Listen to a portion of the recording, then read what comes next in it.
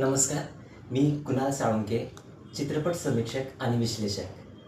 बहुचर्चित आणि बहुप्रतीक्षित संजय कुमार राठोड दिग्दर्शित आणि लिखित द महाराष्ट्र फाईल्स हा चित्रपट मी बघितला. माझी पहिलीच प्रतिक्रिया फॅब्युलस.